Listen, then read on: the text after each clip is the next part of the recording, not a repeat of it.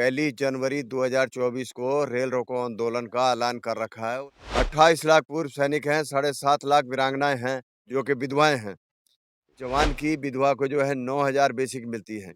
एक जवान का हाथ पैर कट जाता है, किसी बल्टी हो जाता है, उसको जो है 11,000 18,000 से ऊपर नहीं मिलता है। एक अफसर को जो है 2.5 लाख रुपए मिलता है। जय जवान जवान जय जय किसान, किसान। बस। और ये दोनों के ऊपर ही देश चलता है और ये दोनों को ही जो है सरकार ने सड़कों पर बैठा रखा है। हम अपने हक जो है वो तो मांगेंगे, वो तो मांग रहे हैं और मांगते रहे हैं, चाहे समय समय पर कोई भी सरकार आए, तो हमें इसके कोई मतलब नहीं है। लड़ाई के लिए तो मर जन मिटने के लिए तैयार रहते हैं, पता नहीं क्या कैसे बच के आ गए हैं। 28 साल के बाद श्रीलंका में गए, ओपी पवन गए और बर्फों में रहे। क्या ये नाजायज है या जायज है? आप लोग ये तो बता दो। जवानों के लिए, जेसीओ के लिए, ओआरएस के लिए नहीं सुना है, वो ऊपर वाले ही खा के बैठ गए। पानी में संघर्ष सरहदों पे किया, बुढ़ापे में संघर्ष सड़कों पे कर रहे हैं।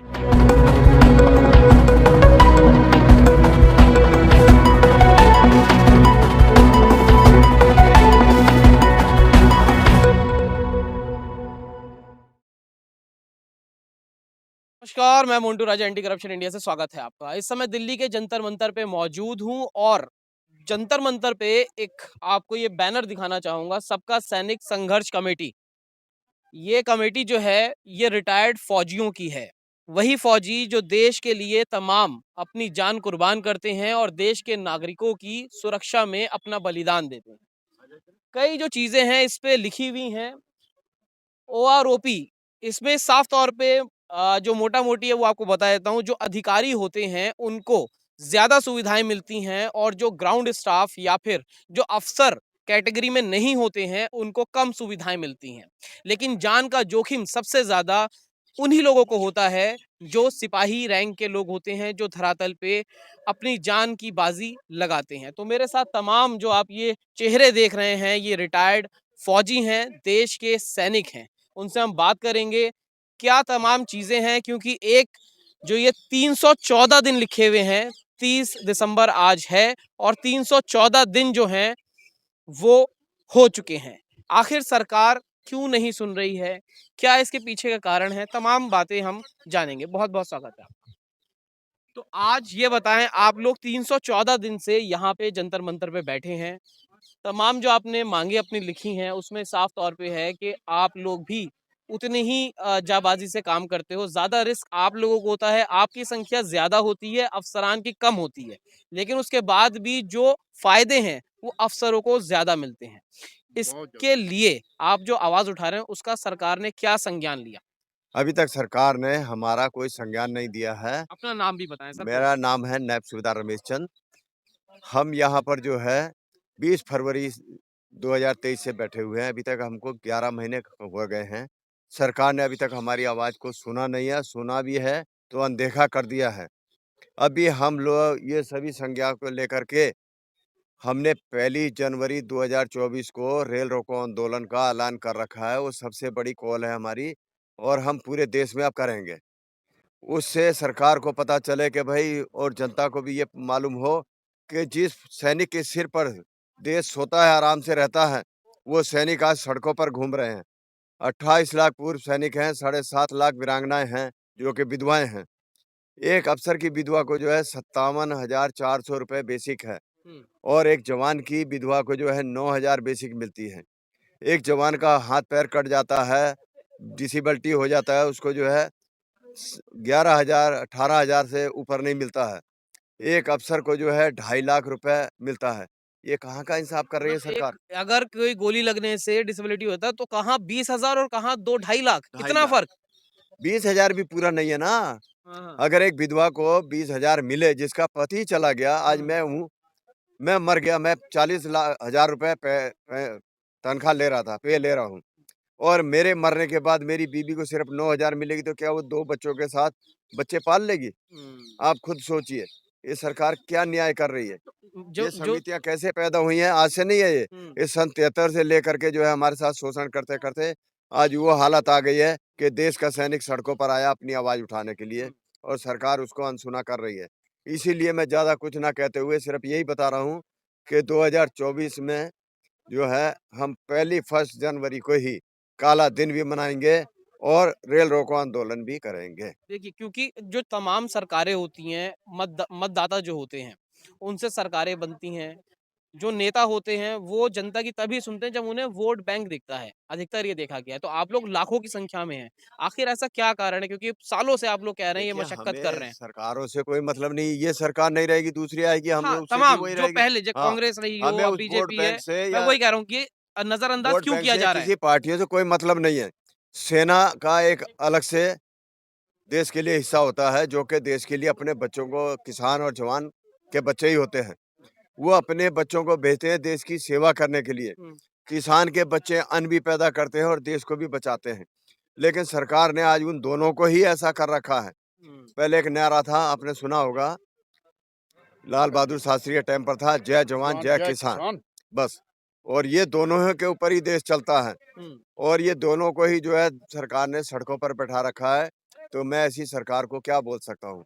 तो हालत पस्त दिखाई दे रही है, जवानों की भी और किसानों की भी। किसान भी 1 साल से ज़्यादा का समय हो गया था और 314 दिन जो हैं, वो सैनिकों को भी हो गए हैं। अब क्या देख रहे हैं? 24 है, 24 को पहली जनवरी को आप कह रहे हैं कि रेल रोको आंदोलन आप लोग करेंगे, लाखों लोग आप लोग हैं। सरकार जो भर्तियाँ थीं, वो भी कच्ची कर दी गई हैं। जो पूर्व सैनिक अध्यक्ष थे, उन्होंने भी कहा कि ये जो है, ये बेकार है।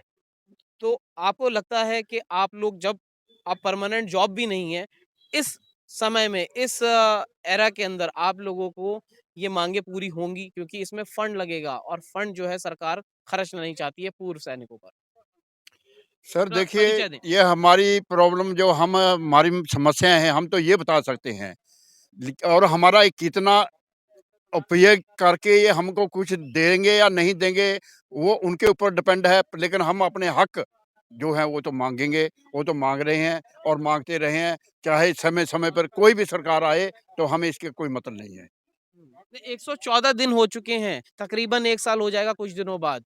हाँ जी। आगे की रणनीति क्या है? कब तक बैठेंगे सड़कों पे? ठंड है इस समय। रणनीति क्या करें, अभी हम तो सभी पत्र भी डिस्ट्रिक्ट लेवल पे क्या, स्टेट लेवल पे क्या, एमपीओ को क्या, इनका एमएलए का, सभी हर एक जगह दे दे के हार चुके हैं। अभी हम तो आखिर में ये रखी है मांग हमारी कि हमारे जो है अभी जो आदरणीय सुप्रीम कोर्ट के जो जस्टिस हैं, वो 3 रिटायर्ड जजों को बिठाएँ और वो देखें कि हम गलत बोल रहे हैं या सही बोल रहे हैं। ये हमारी जायज़ माँगे हैं या नाजायज़ हैं। हमारी तो ये माँग है, हम कौन-सा लड़ाई कर रहे हैं। लड़ाई के लिए तो मर जन मिटने के लिए तैयार रहते हैं। पता नहीं कब कैसे बच के आ गए हैं 28-28 साल के बाद। श्रीलंका में गए, ओपी पबन गए और बर्फ़ों में रहे, मैं 24 20-20 उस पर रहे। हर एक जगह से मर-मुर के बच के आ गए हैं। अभी एक हमारी ये माँग है, जो हमारे साथ नाजायज़ हो रहा, क्या ये नाजायज़ है या जायज़ है? आप लोग ये तो बता दो। और ये इस बताने के लिए आपके ऊपर एतबार नहीं रहा हम लोगों को। क्यों? चाहे कांग्रेस की सरकार आई, चाहे भाजपा की आई, चाहे कोई भी आए, समय-समय पर सरकार जो भी है, किसी ने नौजवानों जवानों के लिए, जेसीओ के लिए, ओआरएस के लिए नहीं सुना है। वो ऊपर वाले ही खा के बैठ गए और हमारे बीच में ना जब पे कमीशन बैठता है, तब बीच में हमारा कोई रैप नहीं होता है। हुँ। वो सिर्फ ऑफिसर होते हैं, वो अपने कल में देखो क्या है, घर परिवार है, हम तो छोटे से इंसान हैं। उसमें भी क्या होता है, बाप, भाई जो हैं, बड़े जो होते हैं, वो छोटों को बचाते हैं, आगे हो जाते हैं उनके। उनको खिलाने-पिलाने के लिए दिन-रात इधर-उधर ये कर देते हैं।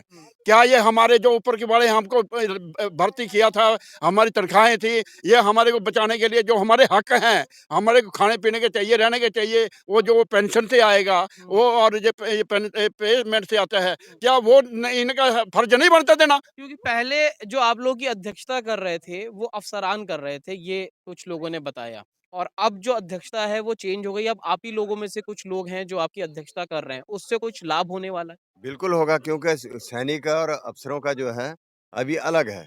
अफ़सर हमारे बीच में नहीं है, कोई पार्टी हमारे बीच में नहीं है, कोई नेता की आता है हमारे साथ कौन नहीं आएगा। लीड कर रहा है अब इस समय? हमारे जो है केशुआ हमारे जेसीओ हैं, अफ़सर कोई नहीं है। और जवान और केशुआ। जेसीओ, ओआर जेसीओ बस।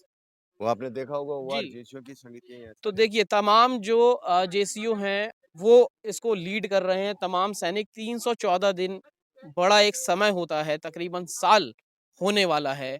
कई बार जो चुनाव होते हैं, उनसे लोग प्रभावित हो जाते हैं। 24 में चुनाव है, बड़ी-बड़ी राजनीति हो रही है। लोगों को बहुत सारे लोग हैं जो अपनी चीज़ें लेके आ रहे हैं। कोई कभी जंतर मंतर पे, कभी रामलीला मैदान पे। कोई उम्मीद लग रही है? नाम बताएँ। उम्मीद तो जरूर मैं एक सुबेदार सियाराम। जी। सबसे पहली बात तो ये ओआरओपी और ज़्यादातर एमएसपी के लिए लड़ाई है। हुँ, अभी जैसा साहब ने बताया है कि हम लोग सियाचिन हो चाहे कोई जैसे गर्मी का इलाका हो, राजस्थान का हो, उसमें माइनस डिग्री में भी खड़े रहते हैं। जी। तो एमएसपी तो खुली किताब है, इनको एकदम बराबर करना चाहिए। ऑफिसर के लिए 15,500 है और सिपाही से लेकर जेसीओ तक के लिए है 5200 रुपये। हुँ, इसमें मतभेद क्यों है? हुँ, अफसर तो पीछे रहते हैं, एसी में बैठे रहते हैं, हुँ, चाहे वो गर्मी हो, सर्दी हो, बरसात हो, वो कौन-सा बाहर निकल के आते हैं। हुँ, उनकी सेवादारी में और खिदमतगिरी में सिपाही लगाए जाते हैं। हुँ, तो एमएसपी तो बराबर होनी चाहिए हर हालत में।